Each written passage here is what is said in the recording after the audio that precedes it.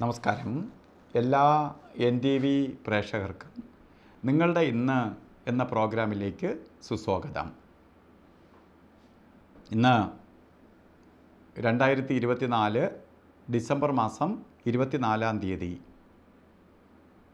1200-ാം ആണ്ട് ധനുമാസം 9-ാം തീയതി ചൊവ്വാഴ്ച.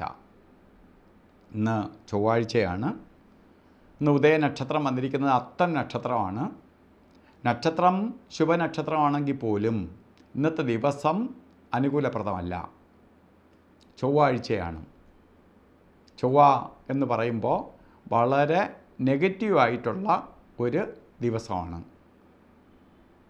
ശരിക്കും ഭൂമികാരകനാണ്, അഗ്നികാരകനാണ്, കേസുകാരകത്വം വഹിച്ച ഗ്രഹമാണ്, ശത്രുഗ്രഹമാണ്. ഇതൊക്കെ ഉള്ളതുകൊണ്ട് ഇന്നത്തെ ദിവസം നമുക്ക് ഓരോ കാര്യങ്ങളിൽ വളരെ ശ്രദ്ധിച്ചായിരിക്കണം ഇടപെടേണ്ടത്.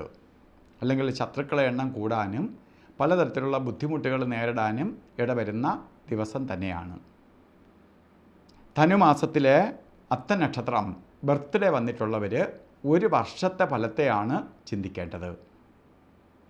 വാർഷിക ഫലത്തെ ചിന്തിക്കുമ്പോൾ, ഒരു വർഷത്തിൻ്റെ ഫലത്തെ നമ്മൾ ചിന്തിക്കുമ്പോൾ പലതരത്തിലുള്ള ബുദ്ധിമുട്ടുകളായിരിക്കും നിങ്ങൾക്ക് ഈ ഒരു വർഷം ഉണ്ടാവുക.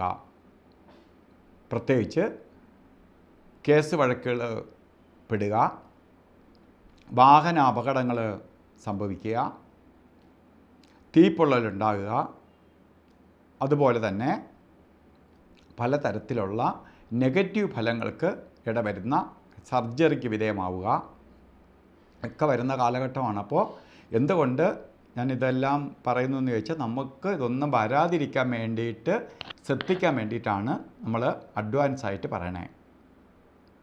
നമുക്കൊന്ന് വരും എന്ന് കണ്ടാൽ അതിനെ എങ്ങനെ അതിജീവിക്കാം. ഒരു മഴ പൊഴി ഒന്ന് കണ്ടാൽ ഒരു കുട കൊണ്ടുപോവുക.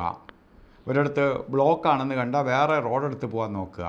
ഇങ്ങനെ നമുക്ക് മുന്നറിയിപ്പ് തരാൻ വേണ്ടിയിട്ടാണ് മഹർഷിവര്യന്മാർ ഈ ശാസ്ത്രം തന്നെ എഴുതി വെച്ചത്. അപ്പോൾ നിങ്ങൾ എന്ത് ചെയ്യണം? ഇതൊക്കെ വരാൻ സാധ്യതയുള്ളത് കൊണ്ട് ഇത് വരാതിരിക്കാൻ വേണ്ടി ഈ ഒരു വർഷക്കാലമാണല്ലോ ബർത്ത്ഡേയുടെ ഫലം നിൽക്കുന്നത്.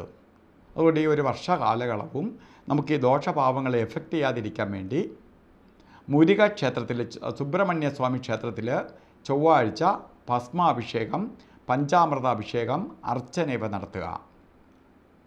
നമുക്ക് പോകാൻ പറ്റിയില്ലെങ്കിൽ പോലും ആരെങ്കിലും ചെയ്യുക. ചൊവ്വാഴ്ച വ്രതത്തോടു കൂടിയിരിക്കുക.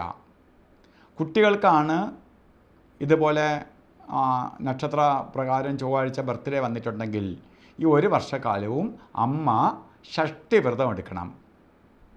അതുപോലെ ഒരു ശ്രീമുരുക യന്ത്രം, സുബ്രഹ്മണ്യ യന്ത്രം, ഈ അപകടങ്ങളോ അസുഖമോ അസ്വസ്ഥതയോ വരാതിരിക്കാൻ വേണ്ടി ധന്വന്തരി യന്ത്രവുമായി ചേർത്ത് ഒരു ചൊവ്വ കവചമായിട്ട് നമ്മളെ ദേഹത്ത് ഇടുക.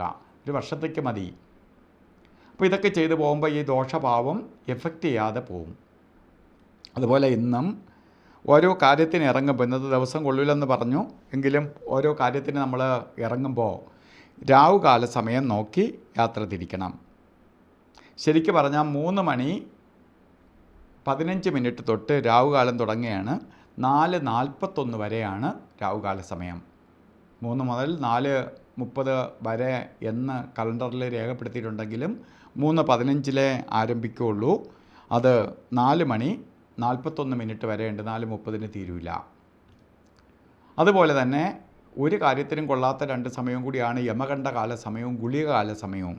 ഇന്ന് ഗുളികകാല സമയം വരുന്നത് 12:24 തൊട്ട് 1:50 വരെയും, യമകണ്ഠകാല സമയം 9:33 മുതൽ 10:59 വരെയും. ഈ സമയം ഒരു ശുഭകാര്യങ്ങൾക്കും എടുക്കരുത്. അഭിജിത്ത് മുഹൂർത്തം പറഞ്ഞതും 12 തൊട്ട് 12:48 വരെയാണ് ഇന്ന് അഭിജിത്ത് മുഹൂർത്തത്തിൻ്റെ സമയം. അപ്പോൾ അഭിജിത്ത് മുഹൂർത്തം നമുക്ക് മറ്റ് കാര്യങ്ങളിൽ നിന്ന് സംരക്ഷണം തരുന്ന ഒരു സമയമാണ്. അപ്പോൾ നമുക്കിന്ന് ദിവസം ചില കാര്യങ്ങൾ ഇന്ന് തന്നെ ചെയ്തേ തീരാവുള്ളൂ, അല്ലെങ്കിൽ ചെയ്താൽ വേറെ സമയമില്ല, ഇന്ന് തന്നെ ചെയ്യണമെന്ന് നിർബന്ധമുള്ളവർ മാത്രമേ അഭിജിത്ത് മുഹൂർത്തം എടുത്ത് ചെയ്യാവൂ. അതുപോലെ ഇന്ന് ഓരോ കാര്യത്തിന് പോകുമ്പോൾ വസ്ത്രധാരണം ശ്രദ്ധിക്കുക. റെഡ് കലർന്ന, റെഡ് മിക്സായിട്ടുള്ളതോ ആയിട്ടുള്ള വസ്ത്രം ധരിക്കുന്നത് നമുക്ക് ഭാഗ്യദായകമായി തീരും. ഇന്നത്തെ ദിവസം ചൊവ്വയുടെ ദോഷഭാവങ്ങളിൽ നിന്ന് അതിജീവിക്കാൻ വേണ്ടി ശരിക്ക് പ്രപഞ്ചശക്തിയുടെ അനുഗ്രഹം ഉണ്ടാവട്ടെ എന്ന് പ്രാർത്ഥിച്ചുകൊണ്ട് നിർത്തുന്നു. നന്ദി, നമസ്കാരം.